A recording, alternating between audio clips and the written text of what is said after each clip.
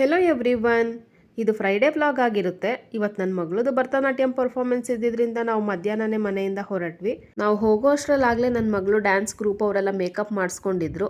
ಇವಳು ಸಹ ಹೋಗಿದ ತಕ್ಷಣ ಮೇಕಪ್ ಮಾಡಿಸ್ಕೊಂಡು ಬಂದ್ಲು. ನಾನು ಅವಳಿಗೆ ಜೆವೆಲ್ಸ್ ಎಲ್ಲ ಹಾಕಿ ತಲೆ ಎಲ್ಲ ಬಾಚಿ ರೆಡಿ ಮಾಡಿದೆ. ಮಕ್ಕಳೆಲ್ಲ ಒಂದು ಕಡೆ ಮೇಕಪ್ ಮಾಡ್ಕೊಂಡು ರೆಡಿ ಆಗ್ತಾ ಇದ್ರೆ ಇಲ್ಲಿ ಎಂಟ್ರೆನ್ಸು ಮತ್ತು ಸ್ಟೇಜ್ ಡೆಕೋರೇಷನ್ಸ್ ಎಲ್ಲ ನಡೀತಾ ಇತ್ತು.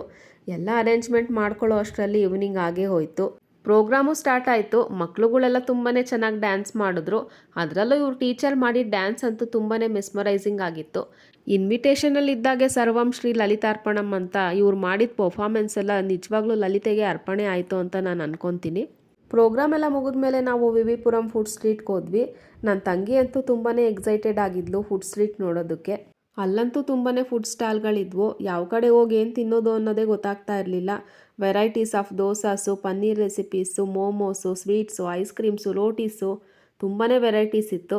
ಅದರಲ್ಲೂ ನನಗೆ ಪೇಣಿ ಅಂತಂದರೆ ತುಂಬಾ ಇಷ್ಟ. ನಾನು ಸಹ ಪೇಣಿ ಟೇಸ್ಟ್ ಮಾಡಿದೆ. ಅಲ್ಲಿ ಅಡುಗೆ ಮಾಡೋರ ಕೈಗಳಂತೂ ಫ್ರೀನೇ ಇಲ್ಲ ಅನ್ಕೋತೀನಿ ನಾನು. ಯಾಕಂತಂದರೆ 12 ಗಂಟೆ ರಾತ್ರಿ ಆದ್ರೂ ಸಹ ಜನಗಳು ಹಾಗೇನೆ ಮುಗಿ ಬೀಳ್ತಾ ಇದ್ರು.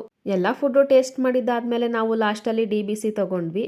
DBCನ ತಿಂದು ನಮ್ಮ ಲಂಚ್ನ ಎಂಡ್ ಮಾಡಿ ನಾವು ಮನೆಗೆ ಹೊರಟ್ವಿ. ಈ ಮಿನಿ ಬ್ಲಾಗ್ ನಿಮಗೆ ಇಷ್ಟ ಆಗಿದರೆ ಪ್ಲೀಸ್ ಲೈಕ್ ಮಾಡಿ, ಶೇರ್ ಮಾಡಿ, ಕಮೆಂಟ್ ಮಾಡಿ ಮತ್ತು ಸಬ್ಸ್ಕ್ರೈಬ್ ಮಾಡಿ.